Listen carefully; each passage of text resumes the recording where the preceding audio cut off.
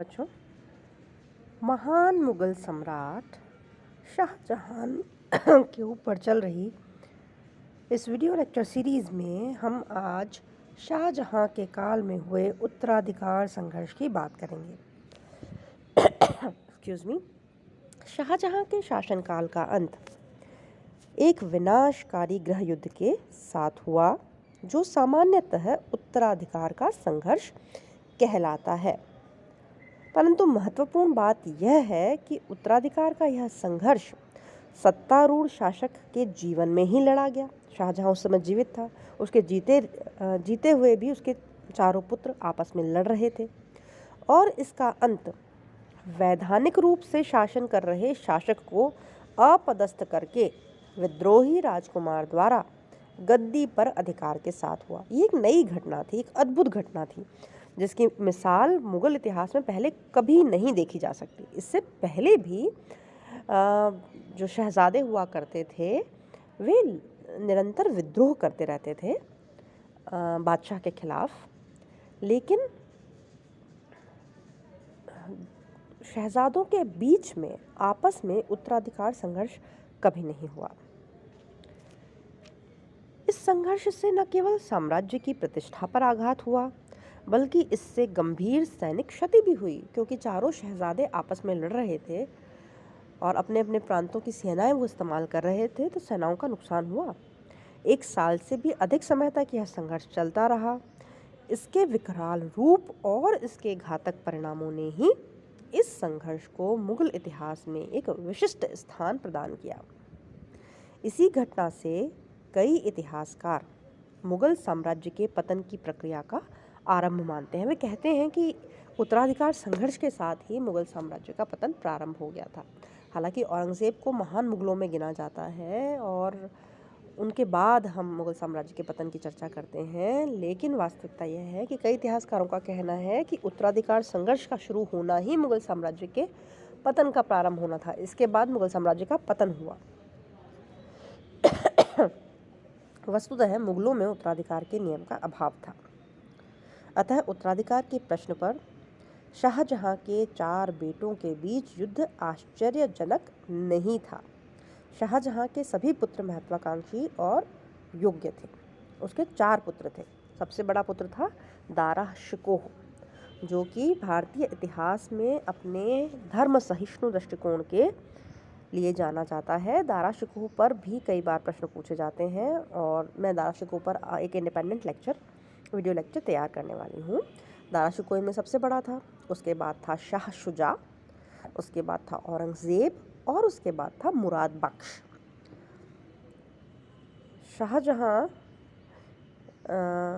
के बीमार पड़ने पर 1657 में 1657 में शाहजहां बीमार पड़ गया था। उस समय दारा उत्तरी प्रांत में, शाह शुजा पूर्वी प्रांत में बंगाल बिहार वाले एक्सक्यूज मी बंगाल बिहार वाले इलाके में, औरंगज़ेब दक्षिणी प्रांतों में और मुराद बख्श पश्चिमी प्रांत का शासक था। सितंबर 1657 में शाहजहां बीमार पड़ा और ऐसी अफवाह फैल गई कि इतना वो बीमार है कि उसकी मृत्यु तो अवश्यंभावी ही है। अतः इन सभी शहजादों ने स्वयं को सम्राट बनने के सपने देखना शुरू कर दिया और एक दूसरे से लड़ने लगे। और इस संघर्ष में शाहजहां की पुत्रियों ने भी युद्धरत शहजादों का साथ दिया, उनका पक्ष लिया। जैसे कि शाहजहां की जो बड़ी पुत्री थी जहां आरा ने दारा शिकोह का पक्ष लिया, रोशन आरा ने औरंगज़ेब का पक्ष लिया और गौहन आरा ने मुराद बख्श का पक्ष लिया। बादशाह के जीवित रहते हुए सिंहासन के लिए लड़ा गया यह भीषण युद्ध मुगल इतिहास का पहला उदाहरण था।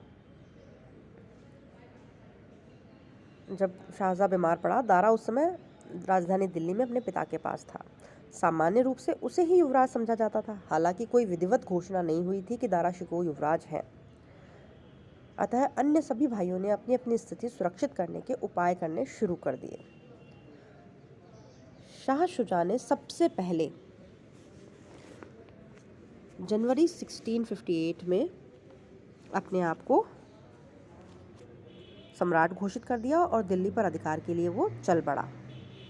ठीक है, उसकी नकल मुराद बख्श ने की और दोनों ने अपने अपने आप को सम्राट घोषित कर दिया और दिल्ली पर अधिकार के लिए चल पड़े। औरंगज़ेब ने भी दिल्ली की ओर प्रस्थान किया, लेकिन उसने स्वयं को सम्राट घोषित नहीं किया था। शाहजहां ने आरंभ में इन विद्रोही राजकुमारों को वापस लौटने के आदेश दिए, लेकिन राजकुमारों ने आज्ञा मानी नहीं। अतः शाही आज्ञा न मानने पर इनके विरुद्ध सैनिक कार्यवाही की गई। सबसे पहले शाह शुजा को बनारस के निकट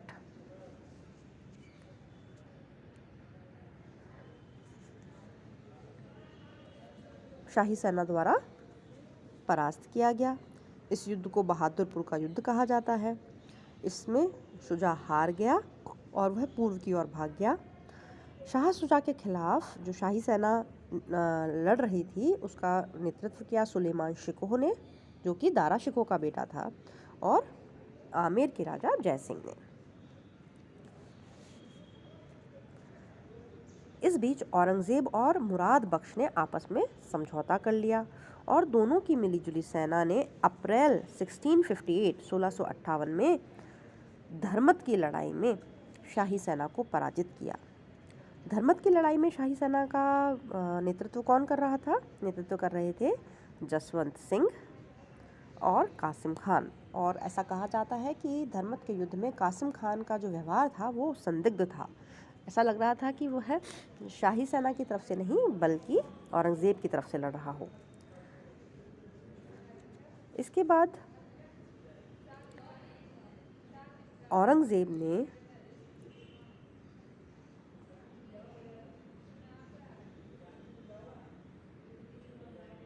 सामूगढ़ के युद्ध में शाही सेना को परास्त किया। इस बार शाही सेना का नेतृत्व दारा शिकोह स्वयं कर रहा था। दूसरी तरफ औरंगज़ेब और मुराद की सम्मिलित सेनाएं युद्ध लड़ रही थीं और यह उत्तराधिकार का युद्ध भारत के भाग्य का निर्णायक हुआ।